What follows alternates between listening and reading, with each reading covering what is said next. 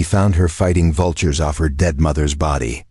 The Choctaw warrior fired his rifle skyward and said, "You're with me now." New Mexico Territory, September 1877. The sun hung merciless and white over the canyon lands, baking the earth.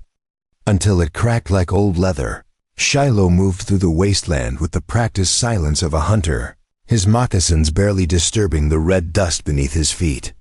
He had been tracking a small herd of pronghorn for 2 days, following their trail deeper into the barren flats where few men dared to wander.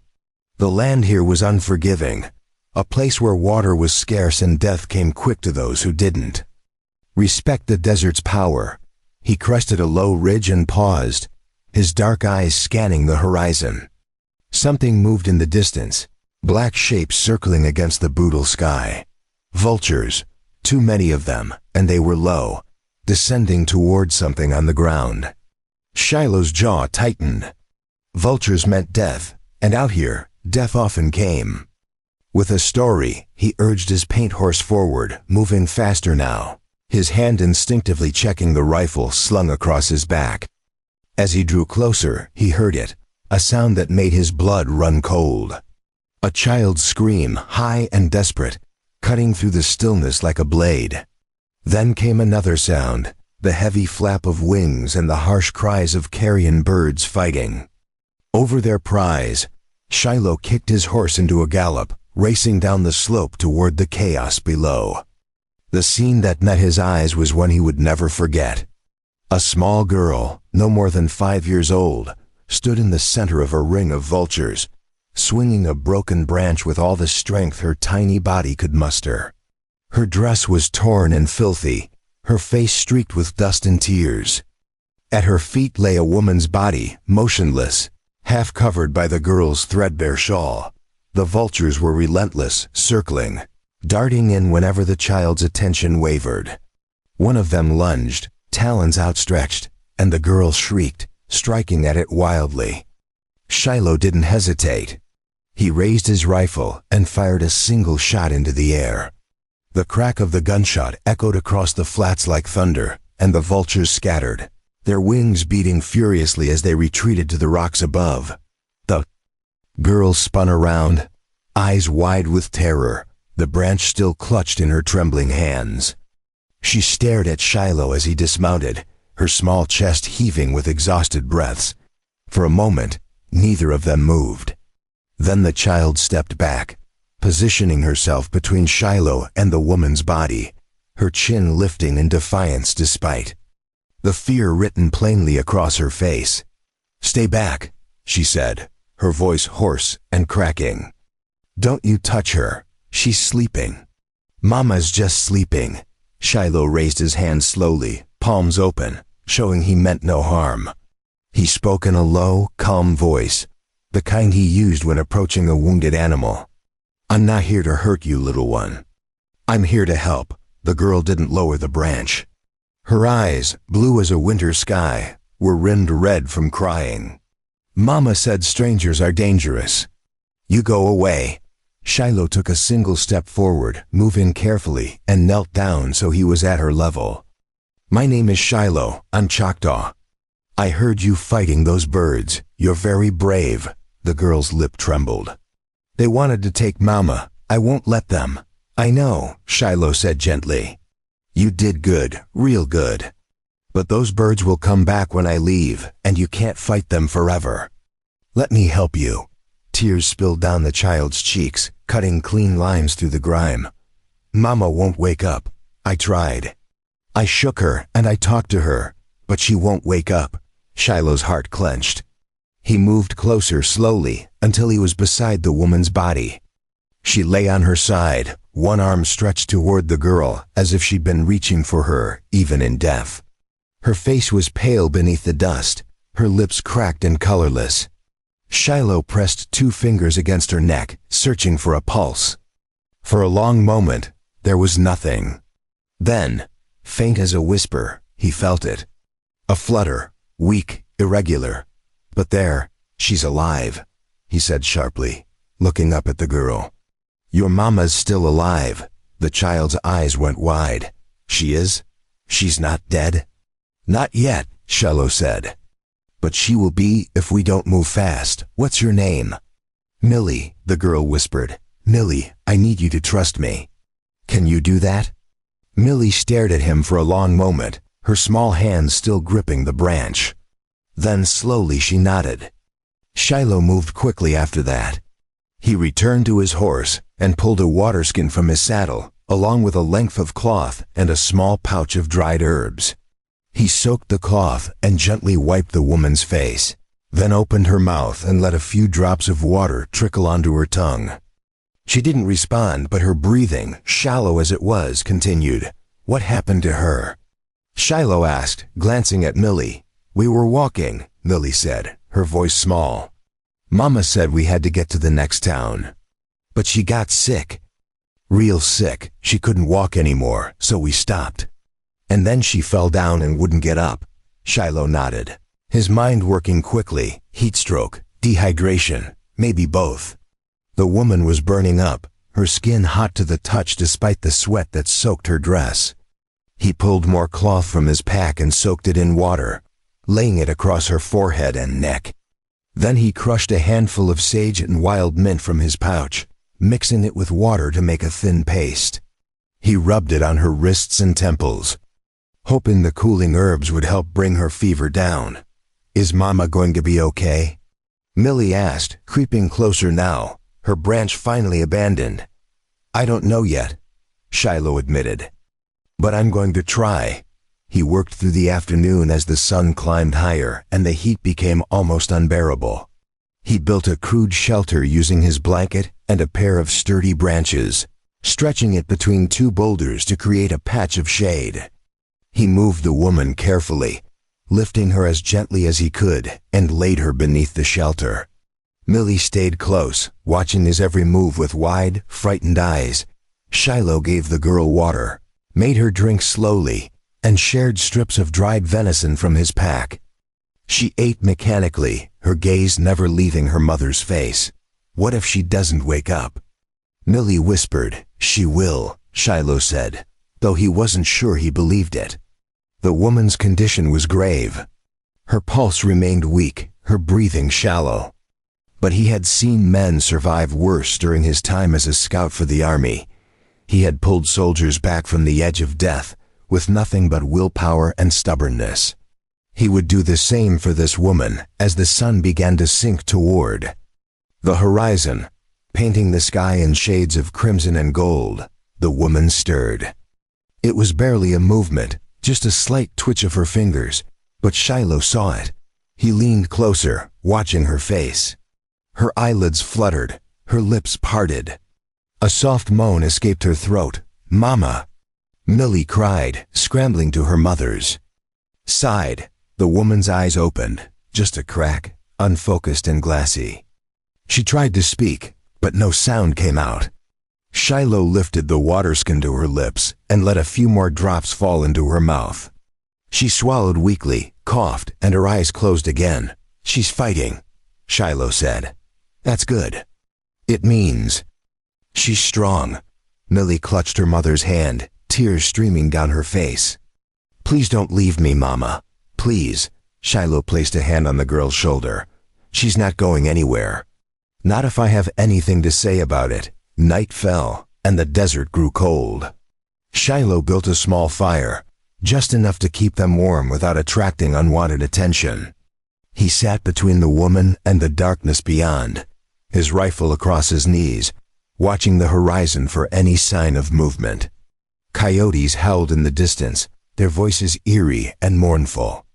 Millie curled up beside her mother, one small hand resting on her chest, feeling the rise and fall of her breathing. Shiloh didn't sleep. He kept watch through the long hours of the night, feeding the fire, checking the woman's pulse, listening to the sounds of the desert. By the time the first light of dawn began to creep across the sky, the woman's fever had broken. Her breathing was steadier now, deeper. Her color had returned, just a little, enough to give Shiloh hope. As the sun rose, painting the canyon walls in shades of pink and orange, the woman's eyes opened again. This time they were clear. She looked around slowly, confused, until her gaze landed on Millie. A sob caught in her throat. "Millie," she whispered, her voice cracked and raw. "Mama." Millie threw herself into her mother's arms, and the woman held her tight, tears spilling down her cheeks. Shiloh stood and stepped back, giving them space. He watched as the woman stroked her daughter's hair, whispering words he couldn't hear. After a moment, she looked up at him, her eyes filled with confusion and gratitude. "Who are you?" she asked. "Name's Shiloh," he said simply. "Found you and your girl out here. You were in bad shape. You saved us," she said, her voice breaking. Shiloh shook his head. "Your girl saved you. She kept those vultures off you until I got here. Toughest little fighter I ever saw." Millie looked up at him, her face streaked with tears, and for the first time, she smiled. It was a small, fragile thing, but it was there. Shiloh crouched down and met her eyes. "You did good, Millie. Real good." The woman tried to sit up, but her strength gave out, and she collapsed back against the blanket. Shiloh moved to her side. "Easy, you're not ready to move yet. We have to," she said urgently. "We can't stay here. They'll find us." Shiloh's eyes narrowed. "Who will?" The woman's face went pale. She glanced at Millie, then back at Shiloh. "My husband's family. They're looking for us. If they find us, they'll take Millie. They'll take her and I'll never see her again." Shiloh was silent for a moment, processing her words. Then he nodded. "Then we won't let them find you. You don't understand," the woman said, her voice rising with panic. "They have money, power. They'll hunt us down." "Maybe," Shiloh said calmly. "But they'll have to go through me first." The woman stared at him, disbelief and hope warring in her eyes. "Why would you help us? You don't even know us." Shiloh looked at Millie, who was watching him with those wide blue eyes, and then back at the woman. "Because I found your girl fighting off death itself to protect you. That kind of love deserves protecting." Tears filled the woman's eyes again.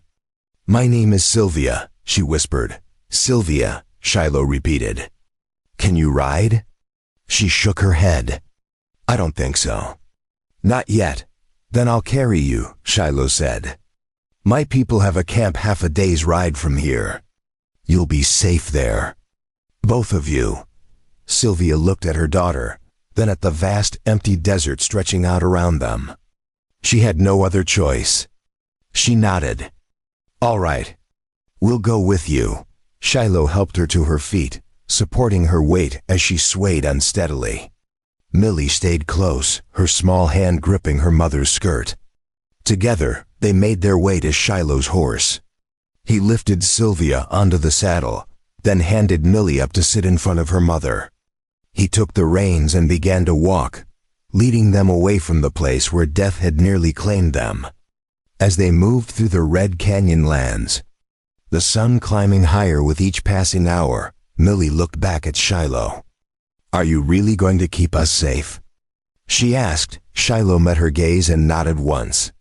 "You're with me now, little one. That means you're family. And I don't let family get hurt." Millie smiled again, wider this time, and turned back around. Sylvia closed her eyes, exhaustion pulling her under. But for the first time in weeks, she felt something she thought she'd lost forever. She felt hope. The Choctaw camp sat nestled in a hidden valley where cottonwood trees grew thick along a narrow creek, their leaves whispering secrets to the wind. Shiloh guided his horse through the entrance just as the sun dipped below the western ridge, painting the sky in streaks of purple and deep orange. Smoke rose from cook fires, and the smell of roasting meat drifted on the evening air.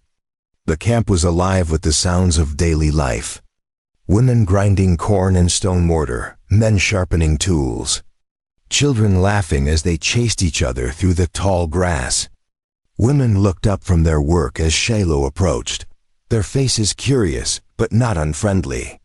They saw the pale woman slumped in the saddle, her skin like paper, her breathing shallow and labored. They saw the small girl clinging to her mother's waist, her face streaked with dust and dried tears, her eyes wide with exhaustion and fear. Conversation stopped. Children froze mid-game. An older man with silver streaking his long black hair stepped forward from the center lodge, his weathered face breaking into a smile that faded when he saw the burden Shiloh carried. "Shiloh," he said, his voice warm with recognition but edged with concern. "You return with more than deer this time, Uncle Chido," Shiloh replied, respect clear in his tone. "This woman and her daughter need our help. They were dying in the flats. The woman still burns with fever. I've done what I can, but she needs stronger medicine than I can give." Chido's expression grew serious. He moved closer, studying Sylvia's pale face, the way her head lolled against Shiloh's chest, the shallow rise and fall of her breathing. He touched her forehead gently, then pulled his hand back as if burned. "She is walking in the shadow world," he said gravely. "Bring her to my lodge, quickly. Nkosi will know what to do."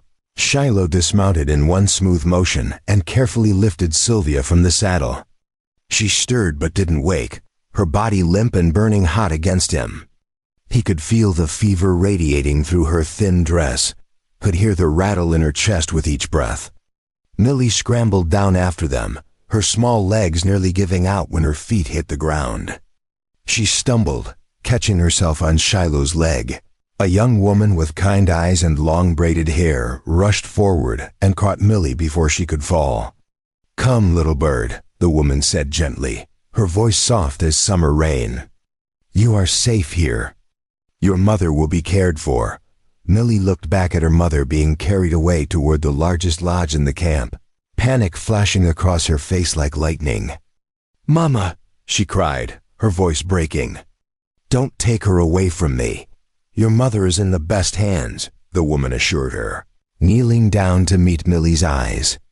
"My name is Ayesha. The woman who will care for your mother is called Nkosi. She is our healer, our medicine woman. She has pulled many from the edge of death.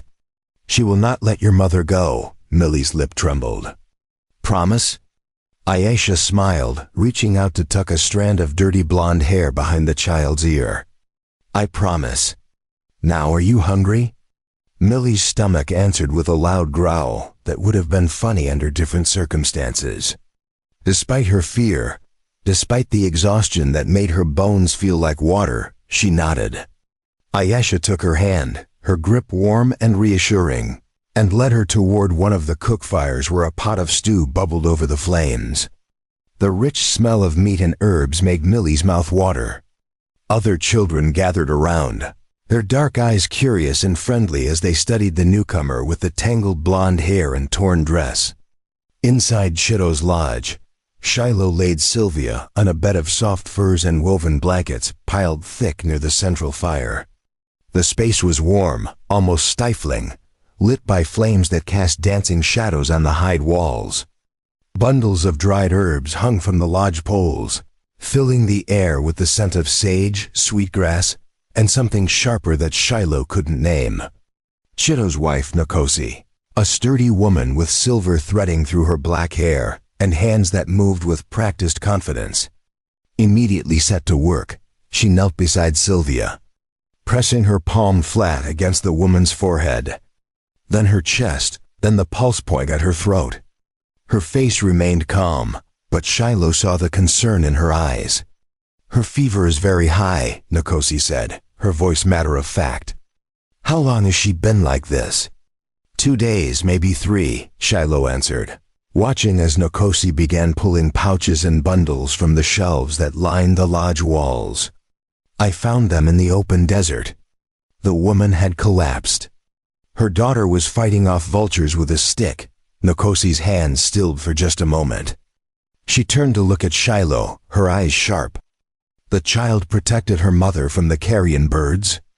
"With nothing but a broken branch and more courage than most warriors I've known," Shiloh said quietly. "She wouldn't let them touch her." Nkosi's expression softened. "Then the spirits favor this family," she said firmly. "They sent you to find them.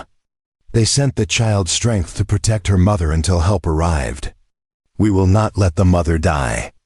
The spirits have not brought them this far only to let them fall now. She worked with the kind of efficiency that came from decades of practice, her movements quick and sure. She brought water that had been heated with fire-warmed stones, clean cloths that smelled of cedar, and began mixing a poultice in a stone bowl. Yarrow for fever, sage for purification, golden seal root for infection, all crushed together with rendered fat until it formed a thick paste. She spread it across Sylvia's chest and throat, chanting softly in Choctaw, words that were older than memory. Next came tea, willow bark steeped in hot water until the liquid turned dark and bitter.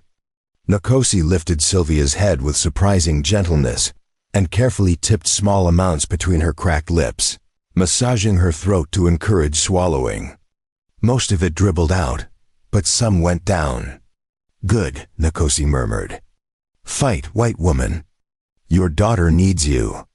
Fight, Shiloh watched, feeling useless now that stronger hands had taken over. He stood near the door, his arms crossed over his chest, his jaw tight with worry he couldn't quite name. Chitto placed a hand on his shoulder, the grip firm and grounding. You did well, nephew, Chitto said quietly. You brought them home. Now let the women work their medicine. Come, you need food and rest. You look like you've been dragged behind your horse for 3 days. But Shiloh hesitated, his eyes fixed on Sylvia's pale face, on the way her chest barely moved with each shallow breath.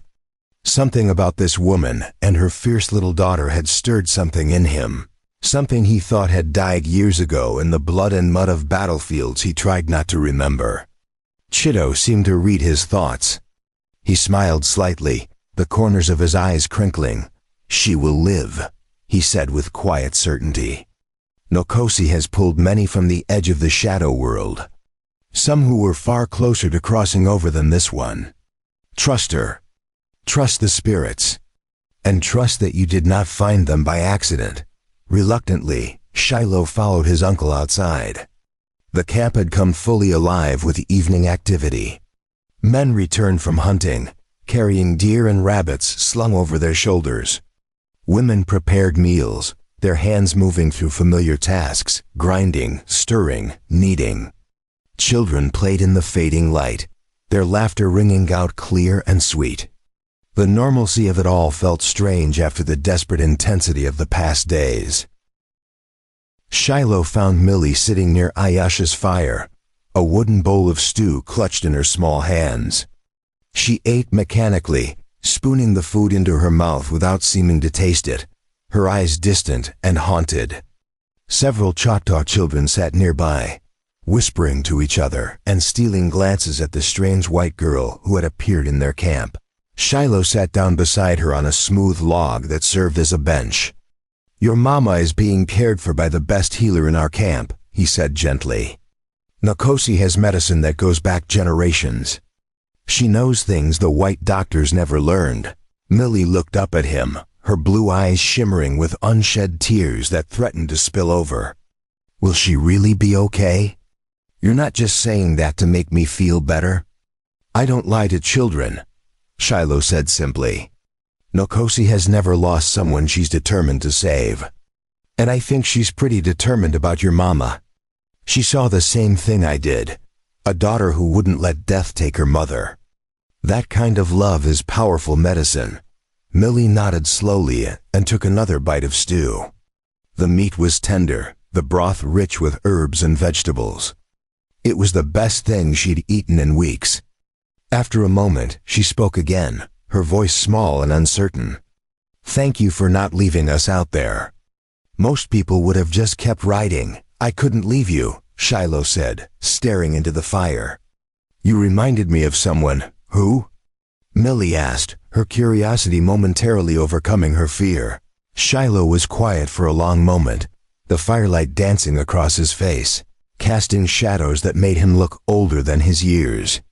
My sister, he finally said. Her name was Tallulah. She was about your age when she died. Sickness took her during a hard winter. I wasn't there. I was away, scouting for the army, leading white soldiers through lands they had no right to walk. By the time I got home, she was already in the ground. I never got to say goodbye. Millie's hand, still sticky with stew, reached out and touched his arm with surprising boldness. "I'm sorry," she whispered.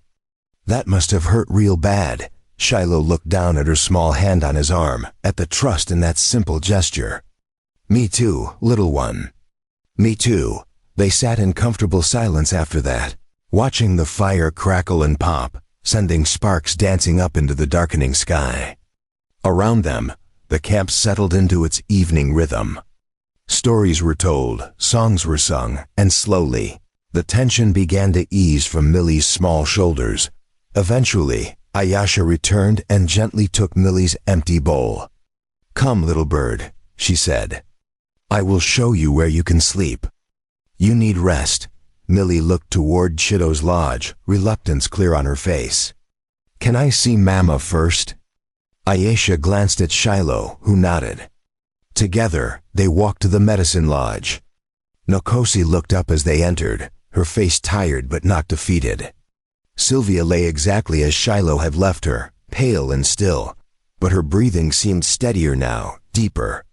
Millie crept close and took her mother's hand. "Mama," she whispered. "I'm right here. Shiloh says you're going to be okay. So you have to fight. You have to come back to me," Nkosi smiled. "She hears you, child. The dying always hear the voices of those they love. Keep talking to her. It will guide her back from the shadows." But Ayesha gently pulled Millie away after a few minutes. "Your mother needs to rest, and so do you. Come, you can return in the morning." Reluctantly, Millie allowed herself to be led to a smaller lodge where several other children slept on soft furs. Ayesha made a bed for her, tucking blankets around her thin frame. Within minutes, exhaustion claimed Millie, and she fell into a deep, dreamless sleep. Shiloh remained by the fire long after the camp had gone quiet. He couldn't sleep, couldn't shake the feeling that something was coming, something dark and dangerous. He thought about Sylvia's words in the desert, her fear of being found. People with power didn't give up easily. They would come looking. It was only a question of when. 3 days passed like a fever dream. Sylvia drifted in and out of consciousness, her fever rising and falling like the tide. Sometimes she would wake screaming, thrashing against invisible enemies, and Nkosi would have to hold her down while chanting prayers for peace. Other times she lay still as death, barely breathing. And those were the times that frightened Millie most. Nkosi never left her side for long, constantly applying new poultices, brewing fresh teas, burning sacred herbs to purify the air. She called upon the old spirits, asking them to guide Sylvia back from whatever dark place she wandered. Millie spent her days hovering near the lodge entrance, refusing to go far from her mother despite the other children's invitations to play. On the 4th morning, something changed. Sylvia's eyes opened and stayed open. She looked around the unfamiliar space, taking in the hide walls, the bundles of herbs, the fire crackling in the center of the lodge. Her gaze settled on Nkosi, who sat nearby grinding fresh herbs in a stone bowl. "Where am I?" Sylvia whispered, her voice raspy and rough from disuse. Nkosi set aside her work and moved to Sylvia's side, pressing a cup of cool water into her hands. "You are in the camp of the Choctaw people," she replied, her voice gentle but firm. "You are safe here. You have been walking in the shadow world, but you have chosen to return." "That is good." Sylvia tried to sit up, panic flooding her features, making her movements jerky and uncoordinated. "Millie," she gasped. "Where's Millie? Is she safe?" "Your daughter is well," Nkosi assured her. "She has not left your side except to eat and sleep. She's very brave, your little one. Would you like me to bring her to you?" "Please," Sylvia breathed, her eyes filling with tears. "Please, I need to see her." Nkosi stepped outside into the morning sunshine and found Millie sitting right where she'd been for the past 4 days. On a flat rock near the lodge entrance, watching and waiting. Your mother is awake, Nkosi said with a smile. She's asking for you. Millie didn't need to be told twice. She leaped up and rushed inside, nearly tripping over her own feet in her haste. Mama! She cried, throwing herself at her mother. Sylvia wrapped her arms around her daughter, holding her so tight it almost hurt, tears streaming down her face and soaking into Millie's hair. Oh, baby, she sobbed. I'm so sorry. I'm so sorry I scared you. I promised I'd keep you safe and I failed. You didn't fail, Millie said fiercely, pulling back to look at her mother with eyes full of determination. Shiloh saved us. He scared away the vultures and brought us here. And Nkosi made you better with her medicine. We're safe now, Mama. We're really safe. Sylvia looked up at Nkosi, gratitude and disbelief warring in her expression. Thank you, she whispered.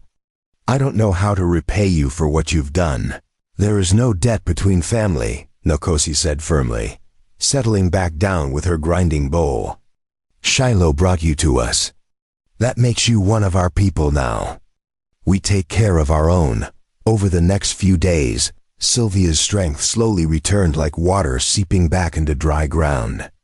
She was able to sit up without becoming dizzy. Then stand, though her legs shook with the effort. Then take short, careful walks around the camp with Millie at her side. The little girl holding her mother's hand and pointing out everything she'd learned. The names of plants, the way to identify animal tracks. The stories the other children had told her. Before we jump back in, tell us where you're tuning in from, and if this story touches you, make sure you're subscribed, because tomorrow I've saved something extra special for you. The Choctaw people welcomed them with quiet generosity that asked for nothing in return. They shared food from their cookpots, offered smiles and gentle words, taught Millie how to weave grass into simple baskets. Sylvia felt safer than she had in months, surrounded by people who asked no questions and demanded no explanations. But the fear never fully left her eyes. She would startle at sudden sounds, her gaze constantly scanning the edges of the camp as if expecting danger to emerge from the trees at any moment. One evening, as the sun set in a blaze of red and gold, Shiloh found Sylvia sitting alone by the creek that ran through the valley. The water burbled over smooth stones, creating a peaceful melody. Millie was playing with the other children in the distance, her laughter ringing out clear and bright. A sound Sylvia had feared she might never hear again. She's happy here, Shiloh said. Announcing his presence so he wouldn't startle her, Sylvia turned, her hand going to her heart before she recognized him and relaxed. Yes, she said softly, turning back to watch her daughter. For the first time in a long time. Maybe the first time ever, if I'm being honest. Shiloh sat down on a nearby rock, giving her space, but making it clear he wasn't leaving. You said people were hunting you, he said without preamble. Your husband's family. I need to know more if I'm going to help keep you safe. Sylvia's expression darkened like clouds rolling over the sun. She was silent for a long moment, her hands twisting in her lap, fingers knotting together. Finally, she spoke, her voice low and strained with old pain. My husband was a wealthy man. Samuel Thornton. We lived in Santa Fe in a big house with servants and fine things. When I married him, I was 18 years old and stupid enough to think I was stepping into a fairy tale. She laughed, but there was no humor in it, only bitterness. I was so naive, so blind. Samuel was charming at first, generous, attentive. But after the wedding, after I belonged to him in the eyes of the law, the mask slipped. He drank heavily. He gambled away money we couldn't afford to lose. He kept company with dangerous men, outlaws, and corrupt officials. And when he was angry, when things didn't go his way, he took it out on me. Shiloh's jaw tightened, his hands curling into fists, but he said nothing.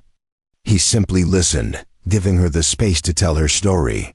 I stayed for Millie's sake, Sylvia continued, her voice breaking. I thought I could protect her, keep her away from the worst of it. I thought if I was good enough, quiet enough, obedient enough, he would leave her alone. But then Samuel got into debt with the wrong people. He crossed a man named Valdez, a Mexican bandit with connections on both sides of the border. He was killed 6 months ago, shot in a card game that turned violent. I thought we'd finally be free. She stopped, her breath hitching. Tears ran down her cheeks, but she didn't wipe them away. But freedom doesn't come that easy. Samuel's brother, Clayton Thornton, showed up at our door 3 days after the funeral. He's a lawyer powerful, connected to judges and lawmen throughout the territory. He said Samuel's debts were now his responsibility, but so were his assets. And that included me and Millie. He wanted to marry you, Shiloh said, understanding dawning. Yes, he said it was the only way to keep the family name intact, to protect the estate. But I knew what he really wanted, control, ownership. When I refused, when I told him I would never marry him, he threatened to take Millie through the courts. He said he would claim I was an unfit mother, that I had driven Samuel to his death with my disobedience, that I was mentally unstable. And he had the power to do it, the connections to make judges rule in his favor. So you ran, Shiloh said quietly. I took what little money I had hidden away, the small amount Samuel never found, and I ran in the middle of the night. We made it as far as the desert before I collapsed. If you hadn't found us, she stopped, unable to finish the thought. The horror of what might have been too terrible to speak aloud. Shiloh was quiet for a long moment, absorbing everything she'd told him, turning it over in his mind. This Clayton Thornton, he said finally. He won't stop looking, will he? No, Sylvia said flatly, her voice empty of hope. He's obsessed with control, with owning things and people. He sees Millie as his property, his link to Samuel's legacy and the Thornton name. He'll hunt us to the ends of the earth if he has to. He'll never stop.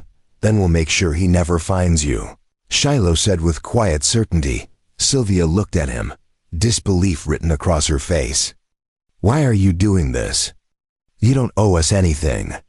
We're strangers. White strangers in your camp. Most people would have left us in the desert. Maybe, Shiloh admitted. But out here, among my people, we have a saying. When the spirits put someone in your path, especially someone in desperate need, it's not an accident. It's a responsibility. And whether you know it or not, whether you believe it or not, you're one of ours now. That means we protect you. Tears welled in Sylvia's eyes, spilling over and running down her cheeks. I don't know what to say. I don't know how to thank you. Don't thank me yet, Shiloh said, standing and looking toward the darkening horizon. We've still got a fight ahead of us. And when it comes, it's going to be ugly. That night, as the camp settled into sleep and the fire burned low, Shiloh sat with Chitto outside his lodge. The older man smoked a long pipe, the sweet smell of tobacco drifting on the night air. Stars blazed overhead, more than could ever be counted. You've grown attached to them, Chitto observed. Not looking at his nephew. They need protection, Shiloh said. And you need purpose, Chitto replied, finally turning to meet Shiloh's eyes.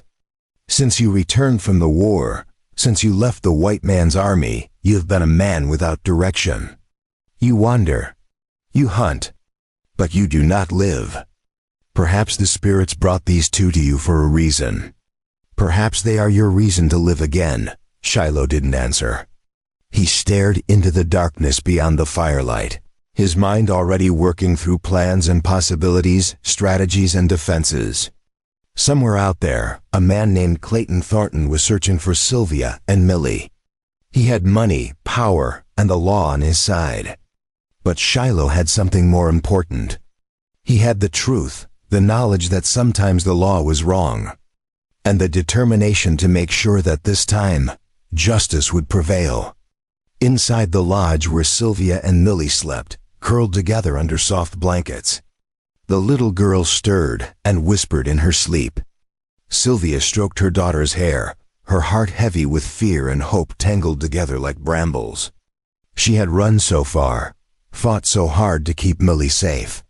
And now, in this hidden valley among people who had every reason to turn them away, but chose to welcome them instead, she dared to believe they might actually have a chance at a real life.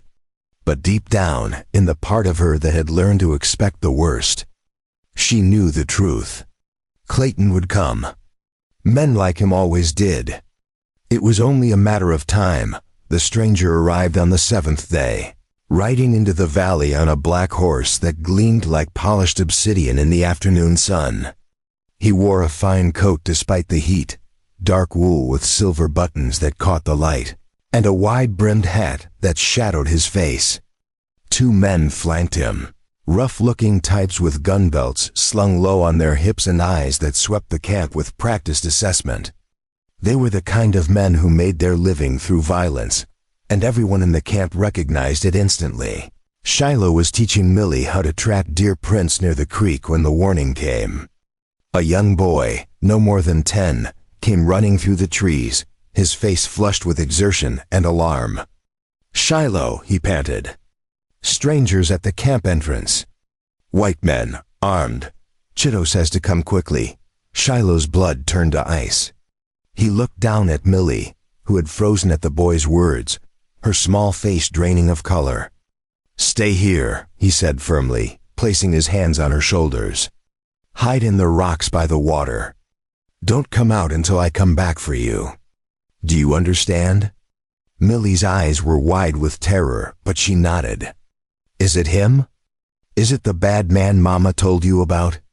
"I don't know yet," Shiloh said. "But I'm not taking chances. Go, now."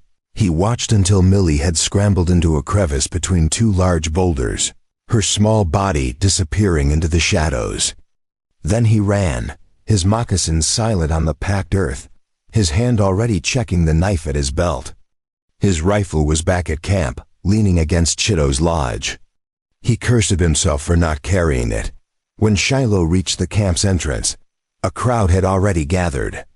The 3 strangers sat astride their horses, making no move to dismount. Chitto stood at the front of the group, his weathered face impassive, his arms crossed over his chest. Other men from the camp flanked him, their hands resting casually on weapons, tomahawks, knives, bows. The message was clear. "You are not welcome here." The man in the fine coat removed his hat, revealing a hard, angular face with pale eyes that seemed to calculate the worth of everything they touched. His hair was dark and slicked back with oil, his mustache trimmed to precision. When he smiled, it didn't reach his eyes. "Good afternoon," he said, his voice smooth as snake oil. "I'm looking for someone. A woman named Sylvia Thornton and her daughter Millie. I have reason to believe they may have passed through this area." "Many people pass through these lands," Chitto replied, his English perfect but accented. "We do not keep records of every traveler." The man's smile tightened. "Of course. Let me be more specific. The woman is blonde, late 20s, traveling with a young child. She's my sister-in-law, you see. Her husband, my brother, passed away recently, and she fled before we could properly care for her. I'm concerned for her mental state. The grief has made her unstable, irrational. She may not be capable of caring for the child properly." Shiloh stepped forward, his jaw tight. "Who are you?" The man turned his cold gaze on Shiloh, taking in his Choctaw clothing, his long dark hair, the mixture of white and native features that marked him as someone who walked between 2 worlds. "Clayton Thornton," he said. "Attorney at law." "And you are?" "Someone who doesn't take kindly to strangers making accusations in our camp," Shiloh said evenly. Clayton's expression hardened slightly, the veneer of civility cracking just enough to show the steel beneath. "I have legal documents," he said, reaching into his coat. The 2 men beside him tensed, hands moving toward their guns, but Chitto raised his hand slightly, and they froze. Clayton pulled out a folded paper, holding it up. "A court order granting me temporary custody of the child until her mother's fitness can be properly assessed. If she's here, I have the right to take the girl. Your white man's papers mean nothing on Choctaw land, Chitto said firmly. We are a sovereign nation. Your laws do not reach here. Clayton's smile vanished entirely. That's a dangerous position to take, old man. The United States government has ways of dealing with tribes that harbor fugitives. Is that a threat? Shiloh asked, his voice dropping to something dangerous. It's a statement of fact, Clayton replied, his eyes locking with Shiloh's. I can make life very difficult for your people if you choose to obstruct justice. Or, you can tell me where Sylvia, I can collect my niece, and we can all go our separate ways. No trouble. No consequences. Inside Chitto's lodge, Sylvia crouched behind a stack of storage baskets, her hand pressed over her mouth to stifle the sound of her breathing. She had heard the horses approaching, had seen the flash of that black coat through the lodge entrance, and her blood had turned to water in her veins. She knew that voice. It haunted her nightmares. Clayton had found them. Nkosi stood near the entrance, her body positioned to block the view inside, her face calm but her eyes sharp. Breathe, she whispered to Sylvia. Slowly, quietly, we will not let him take you. Outside, the standoff continued. Clayton's patience was clearly wearing thin. I'm going to search this camp, he announced. If you try to stop me, I'll bring soldiers. Federal marshals. I have connections throughout the territory. Then bring them, Chitto said coldly. Bring your soldiers and your marshals. But you will not search our homes without our permission. You will not threaten our people on our own land. One of Clayton's men, a thick-necked brute with a scar running down his cheek, leaned forward in his saddle. Boss, we don't need permission. There's only a dozen of them, and 3 of us have guns. There are 23 warriors in this camp, Shiloh said quietly. Every one of them can put an arrow through your eye from 100 yards. And that's before you count the women, who are just as deadly. So before you reach for that gun, ask yourself if you're fast enough to shoot all of us before we turn you into a pincushion. The scarred man hesitated, his hand hovering over his pistol. He looked at the faces surrounding him, at the cold determination he saw there, and slowly moved his hand away. Clayton's jaw clenched, a muscle jumping beneath his skin. This isn't over, he said, his voice tight with barely controlled rage. I'll be back with proper authority. And when I return, if you've harbored a fugitive, there will be consequences. We look forward to it. Chitto replied. Clayton jerked his horse's reins, wheeling the animal around.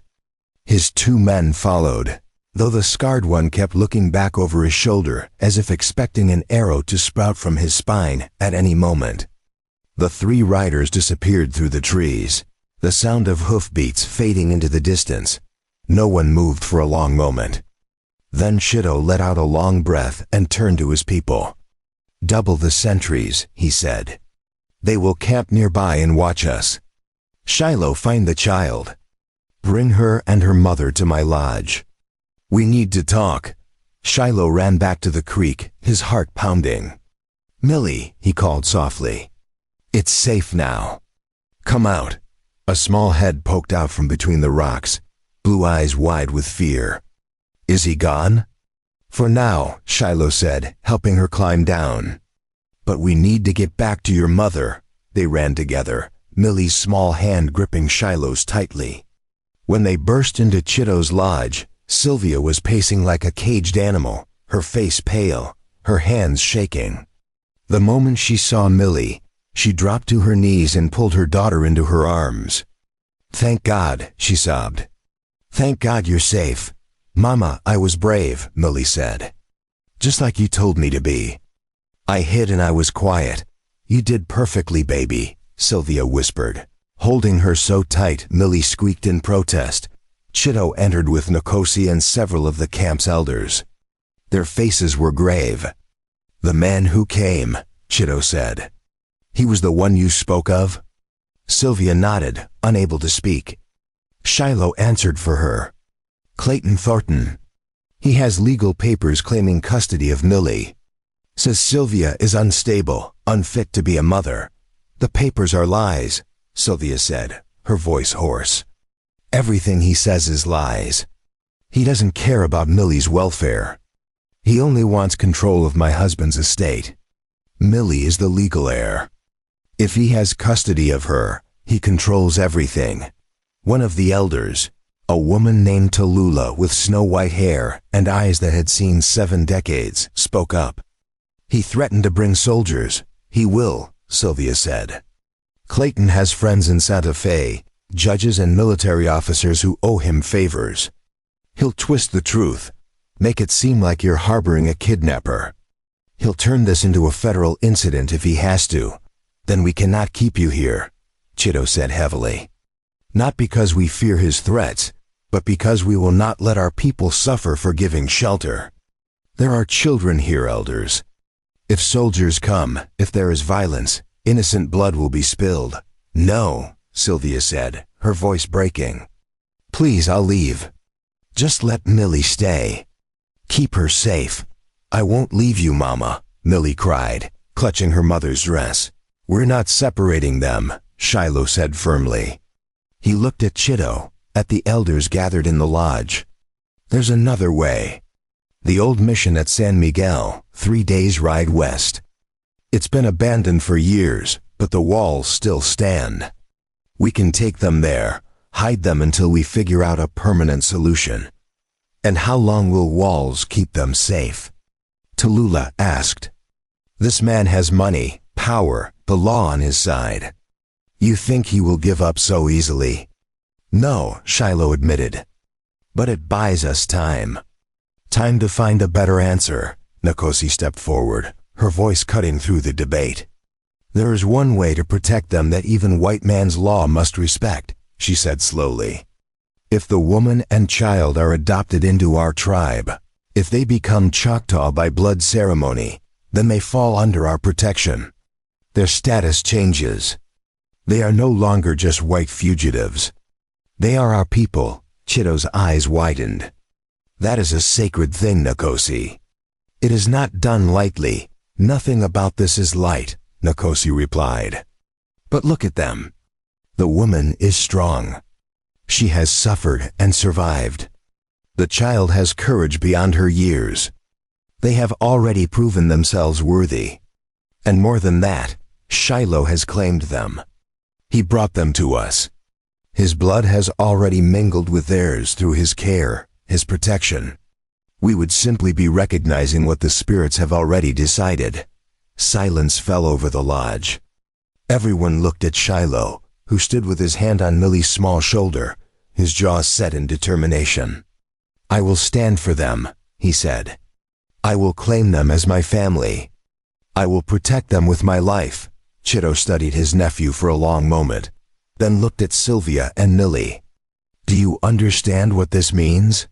He asked Sylvia. If we do this, you will no longer be Sylvia Thornton. You will be given a new name, a Choctaw name. You will be bound to our people, our ways. Your daughter will be raised among us. This is not a temporary shelter. This is a permanent bond. Sylvia looked down at Millie, then at Shiloh, then back at Chitto. Her voice was steady when she spoke. I understand. And I accept. We both do. Then we will prepare the ceremony, Chitto said. But first, you must leave this camp, tonight, before Thornton returns with reinforcements. Shiloh will take you to the old mission. Hide there until the moon is full. Then we will come to you and perform the blood rite that will make you one of us. How long do we have? Shiloh asked. 3 weeks, Tallulah said, looking at the sky visible through the smoke hole. Maybe less if Thornton moves quickly. You must be careful. He will have men watching the roads, asking questions in every town and trading post. Travel only at night. Trust no one, Shiloh nodded. We'll leave at sunset. The rest of the day passed in a blur of preparation. Nkosi packed supplies, dried meat and corn cakes, herbs for medicine, blankets against the cold mountain nights.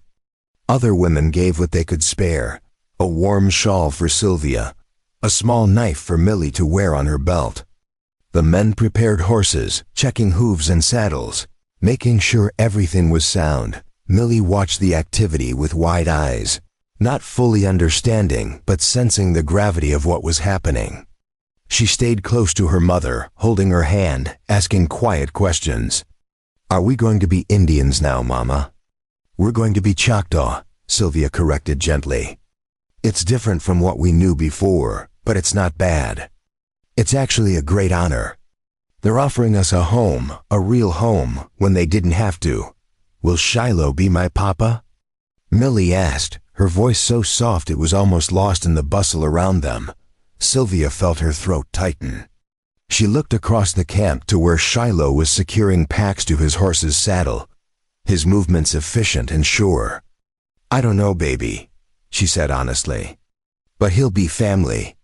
And right now, that's what matters most." As the sun touched the western horizon, painting the sky in shades of orange and purple, Shiloh brought the horses to Chido's lodge. Sylvia and Millie emerged, both dressed in simple Choctaw clothing that Nkosi had provided, deerskin dresses that would blend into the landscape better than Sylvia's tattered white woman's dress.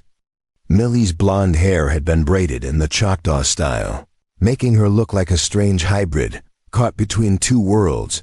The entire camp gathered to see them off. There were no long speeches, no dramatic farewells. This was not that kind of people. Instead, each person came forward and touched Sylvia and Millie. A hand on the shoulder, a brief squeeze of fingers, a whispered blessing. It was their way of saying, "You are ours now, we will not forget you." Chido gripped Shiloh's forearm in the warrior's greeting. "Keep them safe, nephew. And keep yourself safe. The path ahead is dangerous." "I know," Shiloh replied. "But it's the right path. Sometimes those are the same thing," Chido said with a slight smile. Shiloh lifted Millie onto the smaller horse, then helped Sylvia mount his paintmar. He would walk, leading them through the wilderness he knew like the lines on his own palm. As darkness fell and the first stars appeared, they rode out of the valley, 3 shadows moving silently through the trees. Behind them, the camp watched until they disappeared. Nkosi stood with her arm around Ayasha, both women's faces tight with worry. "The spirits watch over them," Nkosi murmured. "They will need more than spirits," Tallulah said grimly. "They will need luck and cunning and strength. That man, that Clayton Thornton, he will not stop. Men like him never do. Then we will be ready when he returns," Chido said. "And if he brings soldiers, he will find we are not the helpless savages he believes us to be." Miles away, in a makeshift camp just beyond the valley's entrance, Clayton Thornton sat by his fire, staring into the flames. The scarred man, whose name was Burke, sat across from him, cleaning his pistol with methodical care. "What now, boss?" Burke asked. "Now we wait," Clayton said. "They'll have to move her eventually. And when they do, we'll be ready. I didn't come this far to be turned away by a bunch of savages playing at sovereignty. That girl is mine by right of blood and law. And I always collect what's owed to me." The third man, a wiry tracker named Sims, spat into the fire. "You want me to follow them if they run?" "I want you to do more than follow," Clayton said, his pale eyes reflecting the firelight. "I want you to find out where they're going, how many are with them, what their defenses are. And then I want you to report back so we can end this charade once and for all." Sims grinned, showing tobacco-stained teeth. "Consider it done, boss." In the darkness beyond their camp, an owl hooted, its cry echoing through the canyon like a warning. Clayton looked up at the sound, a chill running down his spine despite the fire's warmth. For just a moment, he felt like prey being watched by unseen eyes. Then he shook it off and returned his attention to the flames. He was Clayton Thornton. He didn't fear shadows or superstitions. He feared nothing, but perhaps. The darkness seemed to whisper he should. They traveled through the night like ghosts, moving through terrain that would have been treacherous in daylight, and was doubly so in darkness. Shiloh led them along paths that weren't really paths at all, just the faint traces of animal trails and ancient tracks known only to those who had spent lifetimes learning to read the land. The moon was a thin crescent, offering little light. But Shiloh's eyes had adjusted to the darkness, and he moved with confidence through the scrub brush and rocky outcroppings. Millie rode in front of her mother on the paint mar, her small body swaying with exhaustion but fighting to stay awake. Every few minutes she would jerk upright, startled by her own drowsiness, and Sylvia would wrap her arms tighter around her daughter to keep her from falling. "Sleep, baby," Sylvia whispered. "I've got you." "Can't sleep," Millie mumbled, though her eyes kept sliding closed. "Have to watch for bad men. Shiloh is watching," Sylvia said softly. "He won't let anything happen to us." Shiloh heard the exchange but said nothing. His attention focused on the trail ahead and the sounds of the night around them. Preparing and narrating this story took us a lot of time, so if you are enjoying it, subscribe to our channel. It means a lot to us now. Back to the story. Every snap of a twig, every rustle in the brush, every distant cry of a coyote made his hand drift toward the rifle slung across his back. He knew Clayton Thornton wasn't the type to give up easily. The man had the look of someone who viewed the world as a chessboard, with every person just a piece to be moved or removed as necessary. Men like that were dangerous because they were patient, calculating. By the time the sky began to lighten in the east, painting the horizon in shades of pale pink and gold, they had put nearly 20 miles between themselves and the Choctaw camp. Shiloh called a halt in a small canyon where a spring bubbled up between rocks, creating a pool of clear water surrounded by cottonwood trees. "We'll rest here during the day," he said, helping Sylvia dismount. Her legs nearly buckled when her feet hit the ground, stiff from hours in the saddle. Millie had finally surrendered to sleep, her head lolling against her mother's chest, her breathing deep and even. Shiloh lifted her gently and carried her to a spot beneath the trees where the ground was soft with fallen leaves. He laid her down and covered her with a blanket, and the child never stirred. "She's exhausted," Sylvia said, kneeling beside her daughter and brushing hair from her face. "So are you," Shiloh observed. "You should rest too." "I'll keep watch." "I can't sleep," Sylvia said, though the dark circles under her eyes told a different story. "Every time I close my eyes, I see him. I hear his voice. I keep thinking he's going to appear out of nowhere and take her from me." Shiloh crouched beside her, his voice low and steady. "He's not going to take her. I won't let that happen."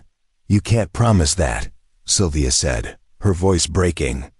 "He has resources we can't match. Money, connections, the law on his side. What do we have? A few days' head start and the hope that an abandoned mission will somehow keep us safe? We have more than that," Shiloh said firmly.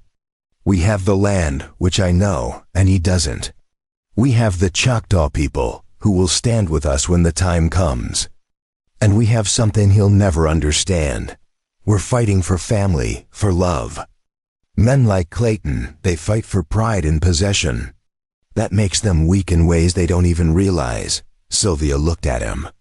Really looked at him, taking in the determination in his dark eyes, the set of his jaw, the quiet strength that radiated from him like heat from a fire. "Why are you doing this?" she asked, not for the first time. "You could have walked away at any point. You could have left us at the camp and been done with your obligation. But you keep putting yourself in danger for us. Why?" Shiloh was quiet for a long moment, his gaze drifting to Millie's sleeping form. "When I found you in the desert," he said slowly, "when I saw your daughter fighting death itself to protect you, something broke open inside me. Something I thought had died a long time ago. I've spent years running from who I was, from the things I did in the war, from the people I couldn't save. But seeing Millie, seeing that kind of fierce love, it reminded me that maybe I could still do something that mattered. Maybe I could save someone who deserved saving. Sylvia felt tears prick her eyes. "We're not your redemption, Shiloh." "Maybe not," he admitted. "But you're my purpose. And right now that's enough." They sat in silence after that. The only sounds the gentle burble of the spring and the whisper of wind through the cottonwood leaves. Eventually, despite her protests, Sylvia's exhaustion went out and she lay down beside Millie, one arm draped protectively over her daughter. Within minutes, she was asleep. Shiloh positioned himself where he could watch both the entrance to the canyon and the sleeping pair. He checked his rifle, counted his ammunition, 32 rounds, and hoped it would be enough if things went bad. The sun climbed higher, turning the canyon into an oven, but the shade from the cottonwoods kept the worst of the heat at bay. Shiloh forced himself to stay alert despite his own exhaustion, his eyes scanning the rocks above for any sign of movement. It was mid-afternoon when the first hint of trouble arrived. A hawk circled overhead, its cry sharp and piercing. Once, twice, 3 times. That wasn't normal behavior. Hawks didn't circle like that unless something had disturbed them, something on the ground. Shiloh's hand tightened on his rifle. He moved quietly to where Sylvia slept and shook her shoulder gently. "Wake up," he whispered urgently. "We need to move." Sylvia came awake instantly, fear flooding her eyes. "What is it?" "Someone's coming," Shiloh said. "I don't know who yet, but we can't take chances." "Get Millie." "We're leaving the horses." "What? Why?" "Horses leave tracks too easy to follow. On foot, we can move through places they can't." He was already gathering their essential supplies: water skins, food, ammunition, leaving behind everything that would slow them down.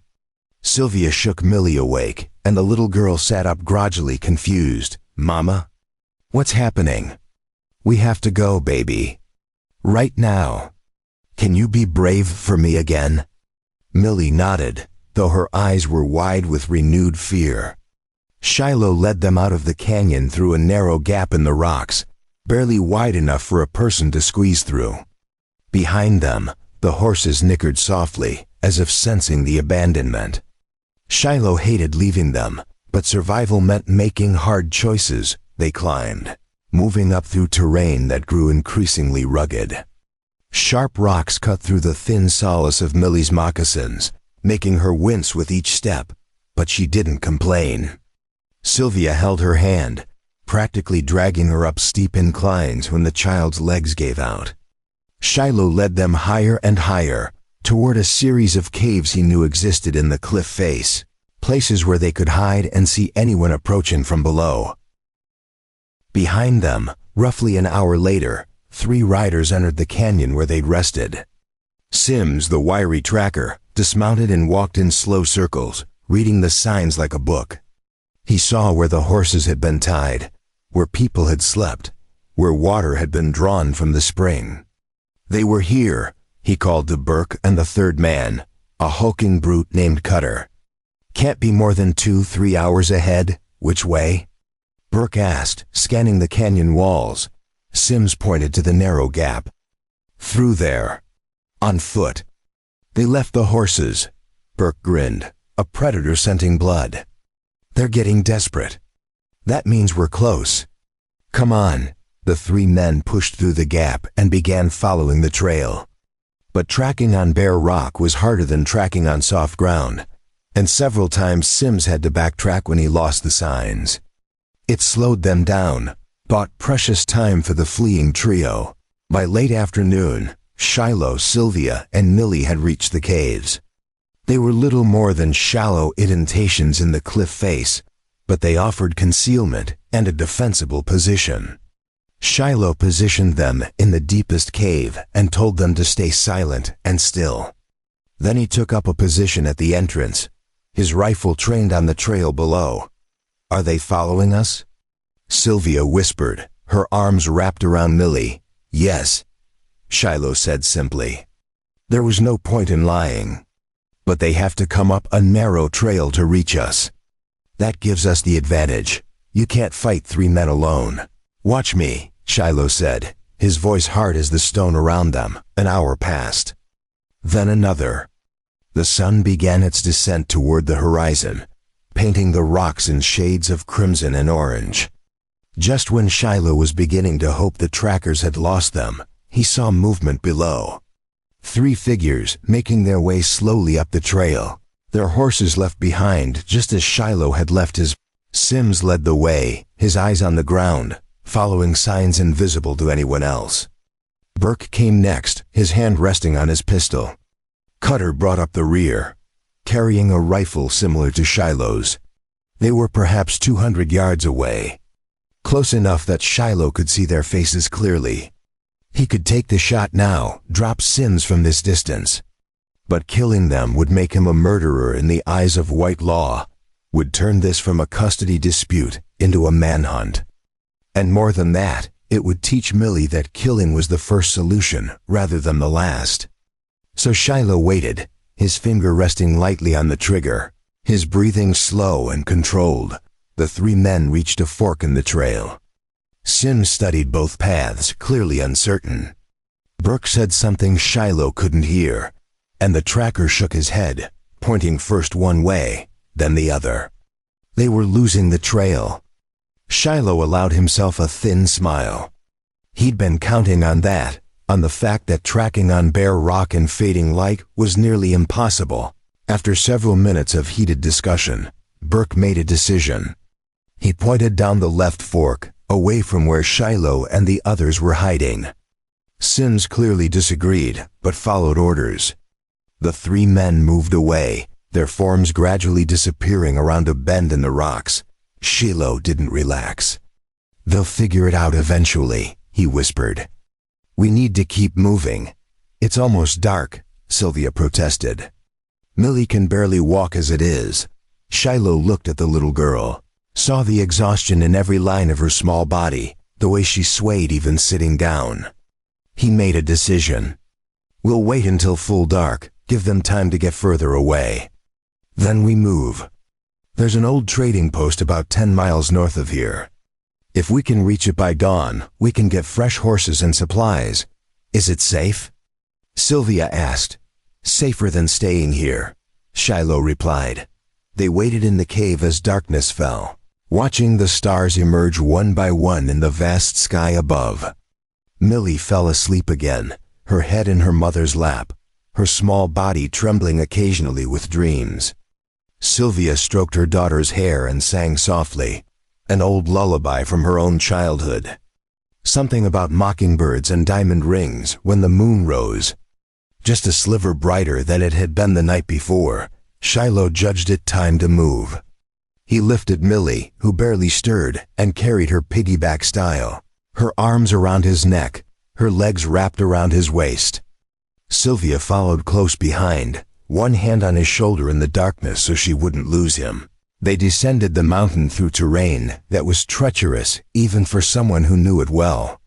More than once, Sylvia slipped on loose stones and would have fallen if not for Shiloh's quick reflexes catching her.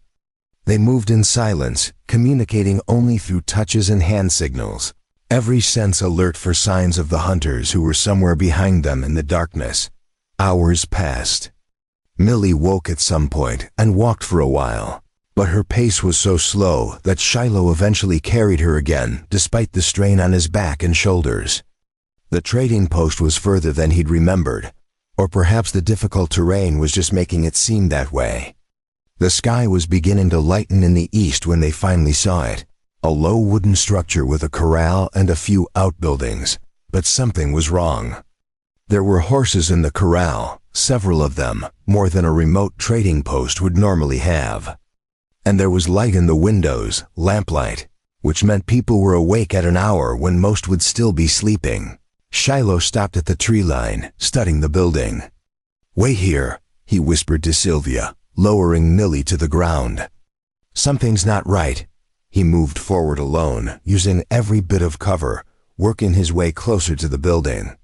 When he was close enough, he heard voices. Men talking, laughing. One voice rose above the others, sharp and commanding, and Shiloh's blood turned to ice. He knew that voice. Clayton Thornton was inside the trading post. Shiloh backed away carefully, returning to where Sylvia waited. "It's a trap," he said quietly. "Clayton's there waiting. He must have sent riders ahead, guessed where we were heading." Sylvia's face crumpled. "Then what do we do? We can't keep running forever. We're out of food, out of water. Millie's exhausted. I'm exhausted. Maybe we should just—" "No," Shiloh said fiercely, gripping her shoulders. "Don't even think it. We're not giving up. Not now. Not ever." "Then what?" Sylvia asked, tears streaming down her face. "What do we do?" Shiloh thought quickly, his mind racing through options and discarding them just as fast. Then something occurred to him, a desperate gamble, but their only real chance. "The mission," he said. "San Miguel. It's still 2 days away on foot, but if we can reach it before they find us again, we can hold it. The walls are stone, thick. There's a well inside for water. We can defend it until Chido and the others arrive for the ceremony. Can we make it that far?" Sylvia asked. "We have to," Shiloh replied. "Because the alternative is losing Millie. And that's not an option I'm willing to accept." They turned away from the trading post and plunged back into the wilderness, heading west toward the abandoned mission. Behind them, as the sun rose and painted the desert in shades of gold and red, Clayton Thornton stood on the porch of the trading post, staring out at the landscape with cold, calculating eyes. "They didn't come," Burke said, stating the obvious. "No," Clayton agreed. "Which means they either went around or they're heading somewhere else. Find Sims. Tell him to widen his search. They can't have gone far on foot, not with a child slowing them down. What if we don't find them?" Burke asked. Clayton's smile was thin and cruel. "Oh, we'll find them. I've waited too long and come too far to let some half-breed savage and a hysterical woman take what's mine. We'll find them, and when we do, there won't be any more running. There won't be any more hiding. I'll take my niece, and anyone who tries to stop me will learn that Clayton Thornton is not a man to be trifled with." In the distance, thunder rumbled. Dark clouds were building on the western horizon, moving fast. A storm was coming, and it promised to be a big one. Shiloh saw the clouds too, and increased his pace despite the exhaustion that made every step feel like lifting lead weights. They needed to reach shelter before the storm hit, needed to find some place where they could rest and recover. Millie stumbled and fell, scraping her hands on sharp rocks. She didn't cry, just got back up and kept walking. And Shiloh's heart broke a little at the sight of such courage in such a small person. "Not much further," he lied, knowing it was still at least a day and a half to the mission. But sometimes lies were kinder than truth, and sometimes hope was more important than honesty. "Just keep moving. One foot in front of the other. You can do this," and somehow and possibly she did. The storm hit with the fury of something ancient and angry, turning the world into a howling chaos of wind and rain. Lightning split the sky in jagged white lines, each flash illuminating the desperate trio, struggling through mud that sucked at their feet like living things trying to pull them down. Shiloh carried Millie now, the child too weak to walk, her small body shivering violently despite being wrapped in every piece of dry clothing they had left. Sylvia stumbled behind them, her hair plastered to her face, her dress heavy with water. She could barely see through the driving rain, could barely hear anything over the thunder that rolled across the sky like the drums of war. But she kept moving because stopping meant dying, and she had not come this far, suffered this much, only to surrender now. Through the sheets of rain, Shiloh finally saw it. The mission San Miguel rose from the desert floor like a ghost from another time, its stone walls still standing despite decades of abandonment. The wooden roof had partially collapsed, and the bell tower leaned at a dangerous angle, but the main structure remained intact, solid, defensible. "There!" Shiloh shouted over the storm, pointing. Almost there, they crossed the final 100 yards at something between a walk and a crawl, fighting the wind that tried to knock them down with every gust. The mission's heavy wooden door hung askew on rusted hinges, but it still provided entry. Shiloh kicked it fully open, and they stumbled inside. Out of the storm's fury, and into a darkness that smelled of dust and old stone, and something else. Sanctuary. Shiloh lowered Millie gently to the floor, and immediately began searching the space. The interior was a shambles, broken pews scattered like kindling, religious icons defaced by time and vandals, holes in the roof letting in streams of rainwater. But one corner remained relatively dry, protected by stone walls on two sides and what remained of the roof above. He cleared debris, making a space where they could huddle together. "Get her out of those wet clothes," Shiloh said to Sylvia, already stripping off his own soaked shirt. "We need to get warm or hypothermia will kill us faster than Clayton ever could."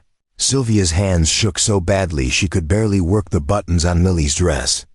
But she managed, peeling away the sodden fabric and wrapping her daughter in Shiloh's shirt, which was at least drier than everything else. Millie's lips had taken on a bluish tinge, her teeth chattering so hard Sylvia feared she might bite her own tongue. Shiloh found dry wood, miracle of miracles, old pew pieces that had been protected from the elements. He also found a rusted iron brazier that had once held ceremonial fires. Using his flint and the last dry tinder from his pack, he coaxed flames to life, nursing them carefully until they caught and spread. The warmth was immediate and glorious.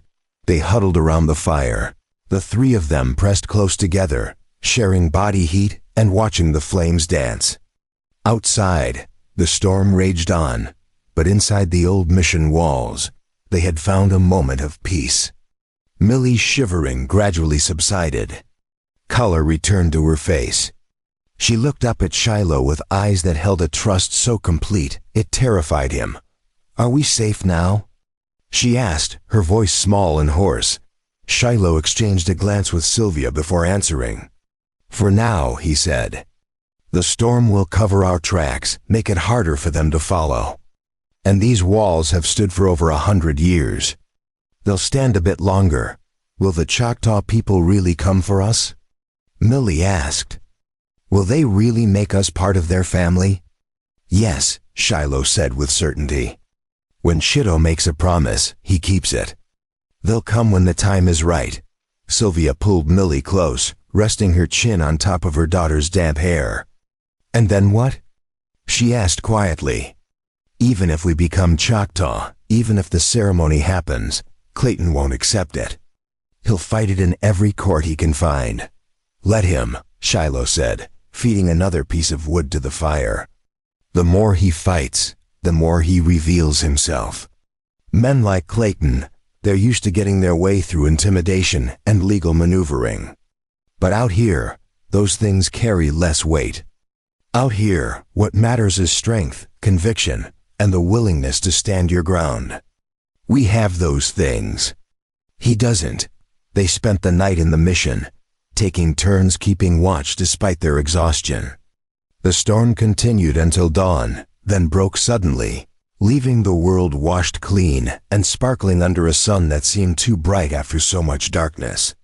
Shiloh climbed to the damaged bell tower, using handholds in the stone that had been carved long ago by Spanish missionaries, and surveyed the landscape, no signs of pursuit. No dust clouds in the distance that would indicate riders. The storm had done its work, erasing their trail as effectively as if they'd never existed. But Shiloh knew better than to assume they were safe. Clayton Thornton was nothing if not persistent, and he had resources that could overcome even the most thorough erasure. Below, Sylvia worked to make the mission more livable. She found an old broom, its bristles half gone, and swept out the worst of the debris. She discovered a rain barrel outside that had filled during the storm, providing fresh water. Millie helped as best she could, her small hands carrying stones to reinforce their sleeping area, her presence a constant reminder of what they were fighting for. 3 days passed in strange tranquility. They saw no one, heard nothing but the wind and the occasional cry of a hawk circling overhead. Shiloh hunted, bringing back rabbits and once a small deer that provided meat for days. Sylvia found wild herbs growing near the mission's old garden, plants that had gone feral but were still useful. Slowly, impossibly, the ruined mission began to feel like something approaching a home. On the fourth morning, Millie woke before dawn and climbed to where Shiloh sat watch on the mission wall. She settled beside him without speaking, and they watched the sun rise together, painting the desert in shades of pink and gold. "Shiloh?" she finally said, her voice tentative. "Yes, little one? If we become Choctaw, does that mean you'll be my father?" Shiloh was quiet for a long moment, weighing his words carefully. "The ceremony will make us family," he said. "What kind of family, that's something we'll figure out as we go. But I can promise you this. I'll protect you and your mother with everything I have. I'll teach you what I know. I'll be there when you need me. If that makes me your father, then yes, I'll be your father." Millie considered this, her young face serious. "I think I'd like that," she said. "My real father was mean to Mama. He scared me. But you're not like that. You're kind. Your real father was the man who gave you life," Shiloh said gently. "But family is more than blood. Family is the people who stand by you when the world turns dark. The people who fight for you, who believe in you, who love you no matter what. By that measure, we're already family, ceremony or not," Millie smiled. A real smile that lit up her entire face, and leaned against Shiloh's shoulder. They sat that way until Sylvia emerged from the mission, squinting in the morning light. When she saw them together, something in her expression softened, some last wall of resistance crumbling. That afternoon, riders appeared on the horizon. Shiloh saw them first, 7 figures moving slowly across the desert, and his hand went immediately to his rifle. But as they drew closer, he recognized the lead rider's distinctive paint horse and relaxed. "They're here," he called down. Chitto and the others, the Choctaw delegation, rode into the mission courtyard with quiet dignity. Chitto dismounted first, followed by Nkosi, Tallulah, and 4 warriors who had been chosen to witness the ceremony. They brought supplies, food and water, and ceremonial items wrapped in deerskin bundles. They also brought news. Clayton Thornton has been to every settlement within 3 days' ride. Chitto reported as they gathered in the mission's main hall. "He's offering a reward for information about your whereabouts. $50 in gold. That's enough to tempt even honest men." "Then we don't have much time," Shiloh said. "No," Chitto agreed. "Which is why we will perform the ceremony tonight, under the full moon. By morning, Sylvia and Millie will be Choctaw in the eyes of the spirits and our people.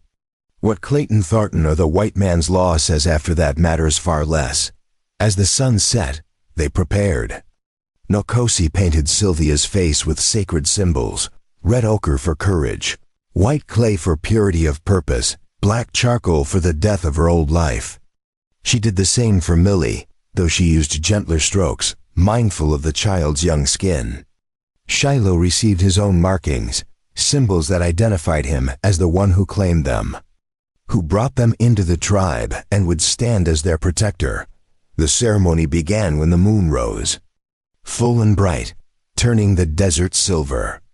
They gathered in the mission courtyard around a fire that Chitto had built using sacred woods brought from the Choctaw lands. The flames burned with colors that seemed unnatural, blues and greens mixing with the orange and red. Chitto spoke first, his voice carrying across the night in words both English and Choctaw, weaving between languages like a thread through cloth. "We gather under the eyes of the ancestors to welcome new members into our people. Not by birth, but by choice. Not by blood, but by bond." Sylvia Thornton stepped forward. Sylvia moved to stand before the fire, her face composed despite the tears that streaked through the paint on her cheeks. Chitto took her hand and made a small cut across her palm with a ceremonial knife. Blood welled up, dark in the firelight. "Do you renounce your old life?" Chitto asked. "I do," Sylvia said, her voice steady. Do you accept the ways of the Choctaw people as your own? I do. Do you swear to honor our traditions, to teach them to your daughter, to live by the laws that have guided us since the time of the ancients? I swear it, Sylvia said. Chido made a matching cut on his own palm and pressed it to hers, mingling their blood. Then by the power given to me as elder of this tribe, by the authority of the spirits who watch over us, I name you a pony, which means butterfly. For you have transformed from what you were into something new, something beautiful and free. You are Choctaw now and forever. The witnesses responded in unison, a word in their language that meant acceptance, welcome, family. Then it was Millie's turn. The child stepped forward bravely, though Sylvia could see the fear in her eyes. But Chido was gentle with her, his knife barely breaking the skin, drawing only the smallest drop of blood. Little one, he said softly, do you wish to be one of us? Yes, Millie whispered. Do you promise to learn our ways, to respect our elders, to grow strong in the traditions of our people? I promise, Millie said, louder now.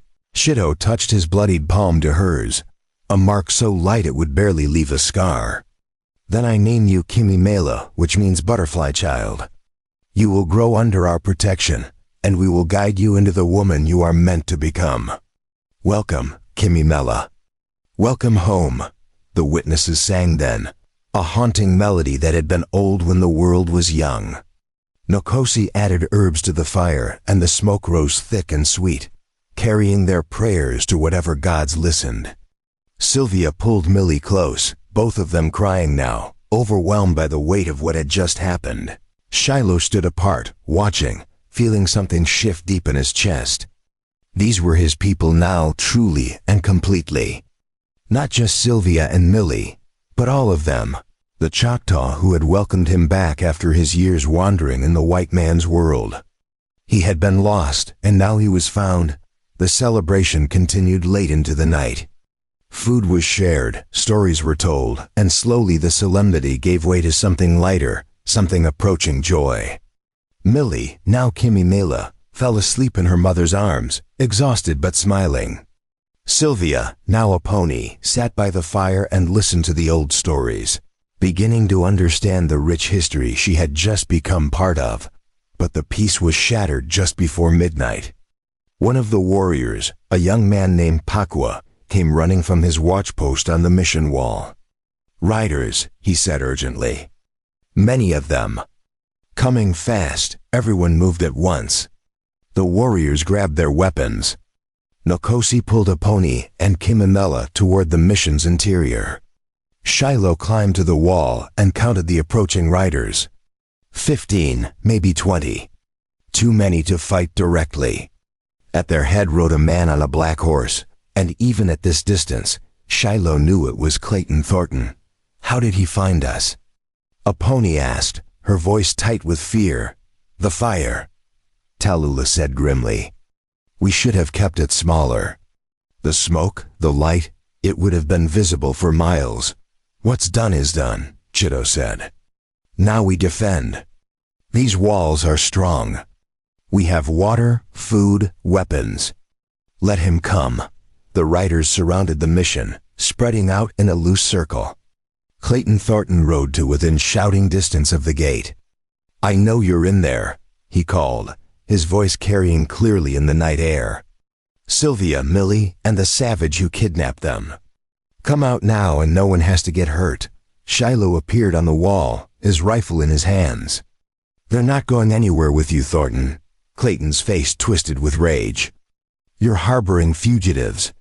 That's a federal crime. I have warrants, legal authority. If you don't surrender them immediately, I'll burn this place to the ground with all of you inside. Try it, Shiloh said coldly. But know this, the woman and child you're looking for don't exist anymore. They've been adopted into the Choctaw Nation. They're under our protection now. That makes this tribal land by treaty law. You have no authority here, Clayton laughed, a harsh sound devoid of humor. You think some savage ceremony changes anything?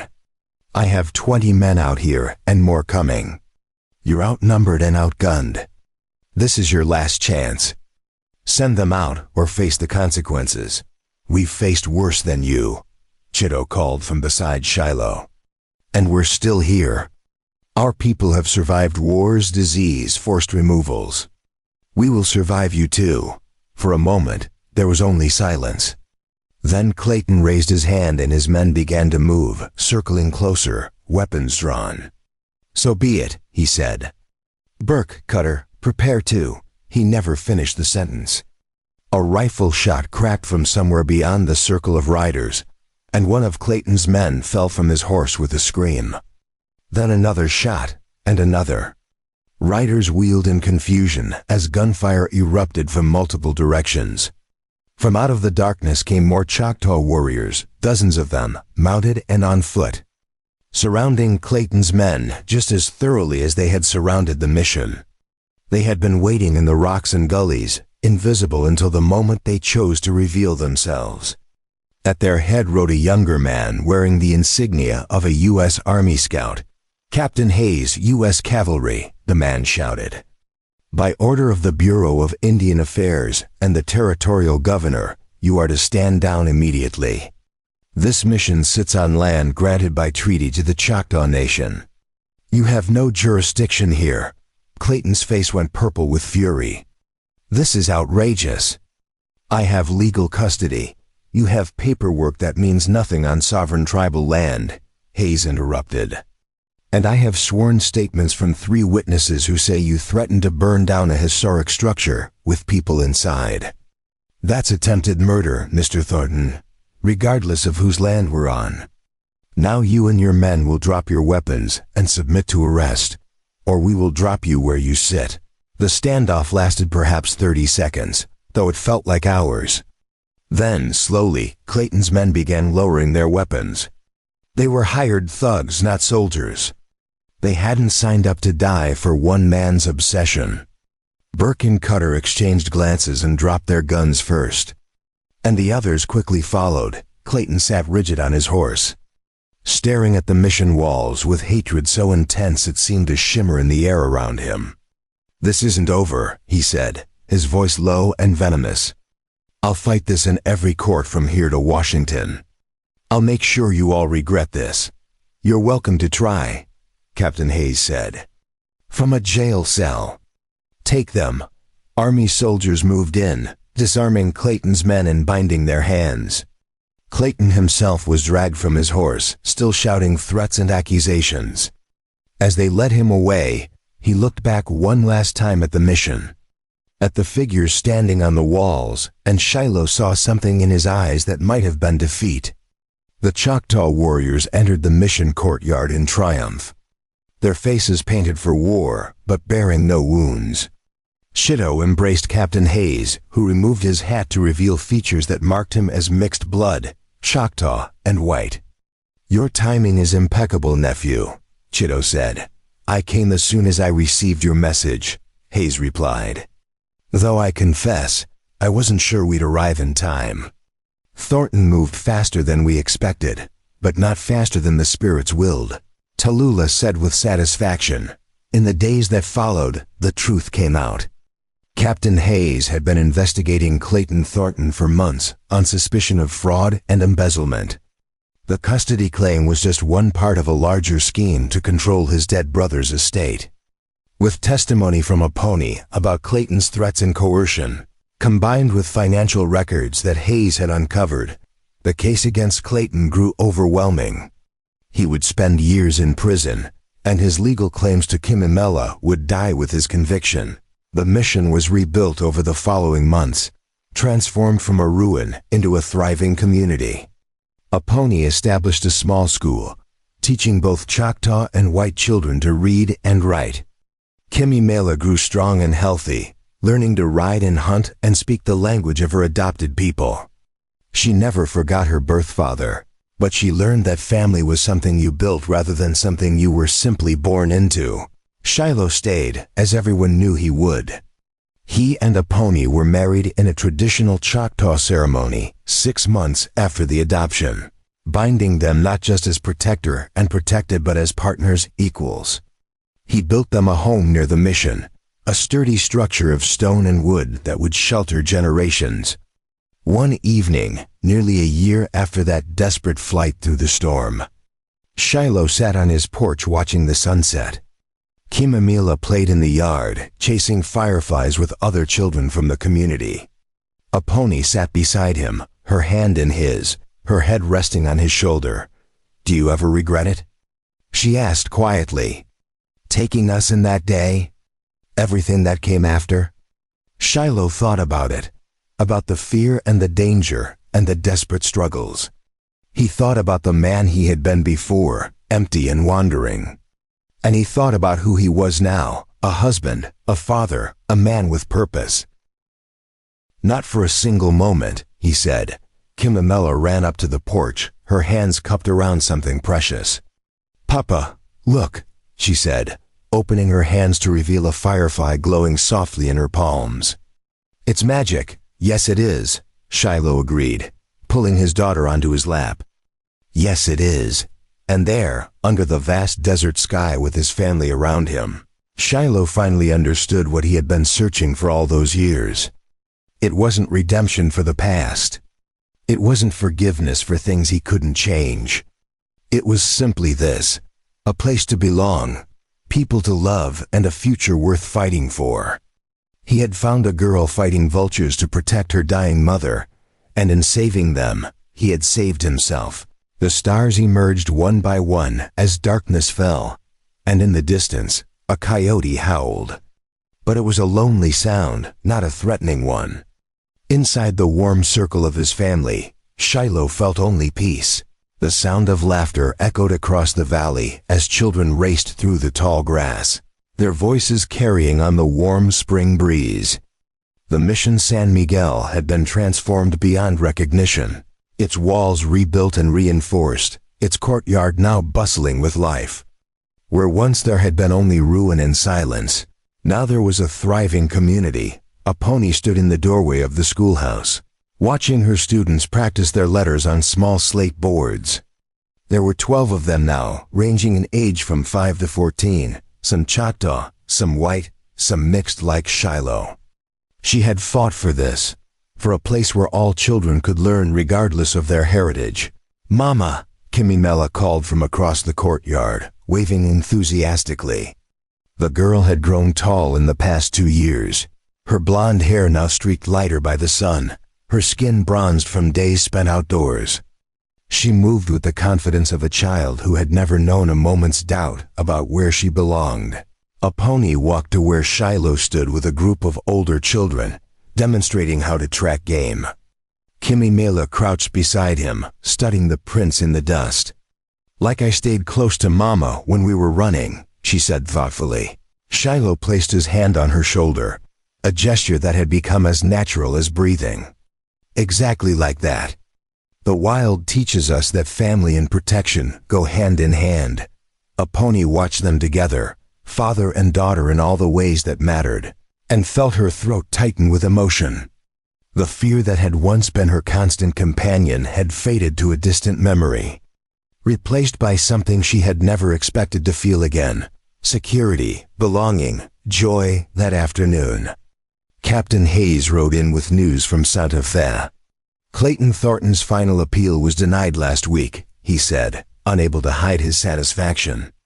"The Territorial Supreme Court ruled unanimously that his custody claim had no merit.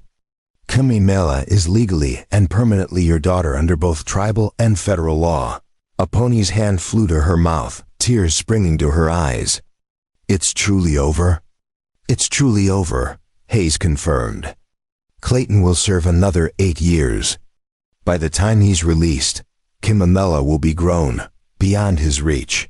Shiloh pulled a pony close, feeling the tension drain from her body. For 2 years she had lived with the knowledge that Clayton might somehow overturn their adoption. And now finally, that shadow had lifted. "There's more," Hayes continued.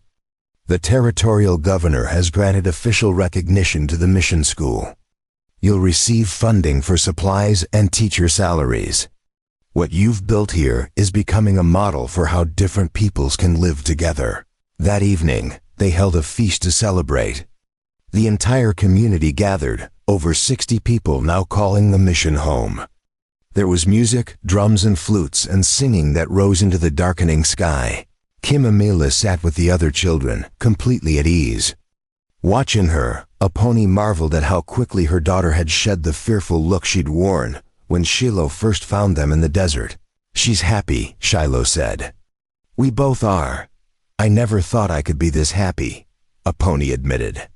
"Because of you. Because of this community. Because we found a place where love matters more than law, where family is defined by choice rather than blood." As the celebration continued, Shiloh approached with Nkosi at his side. "You have done well, nephew," he said to Shiloh. "When you brought these two to us, I wondered if we were taking on more trouble than we could handle. But the spirits knew better. They knew you all needed each other." "We did," Shiloh agreed. "I was as lost as they were, just in a different way," Nkosi smiled, her weathered face crinkling with warmth. "And now none of you are lost. Now you are found, rooted, growing." Later, when the stars had emerged and the fire burned low, Kimamela climbed onto Shiloh's lap. "Papa," she said, her voice drowsy. "Tell me the story again." "Which story?" Shiloh asked, though he knew. "The story of how you found us. How you saved Mama from the vultures, and how we became a family." Aponi settled beside them. Shiloh began to speak, telling the tale they had told many times before. He spoke of the desert and the desperate flight, of the Choctaw camp and the ceremony under the full moon, of the siege at the mission and the final confrontation that had set them free. But he also spoke of the parts that came after. The slow building of trust, the gradual healing of wounds, the discovery that family could be chosen and love could grow in the most unlikely soil. By the time he finished, Kimamela was asleep against his chest. They carried her to the house they had built together, tucking her into bed. Aponi kissed her daughter's forehead. "Sleep well, my butterfly child," she murmured, outside. Standing on their porch under a sky full of stars, Shiloh and Aponi looked out over the valley that had become their world. The mission glowed softly in the moonlight. "Do you think she remembered the fear?" Aponi asked quietly. "Probably," Shiloh said. "But I think she'll remember this more. The safety, the love, the community that chose to protect her. That's the story she'll carry with her." Aponi nodded. The past was part of them, would always be part of them, but it no longer defined them. They had written a new story, one of courage and redemption and the power of found family. In the years to come, Kimamela would grow strong, becoming a teacher like her mother, helping to build schools throughout the territory.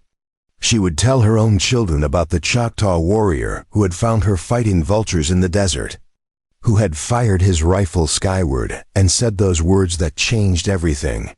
"You are with me now." But that was still ahead, waiting in the future like a promise. For now, there was just this moment, this perfect peace. Shiloh pulled Aponi close, and together they watched the night, grateful for the journey that had brought them here, ready for whatever came next. Up next, you've got two more standout stories right on your screen. If this one hit the mark, you won't want to pass these up. Just click and check them out. And don't forget to subscribe and turn on the notification bell so you don't miss any upload from us.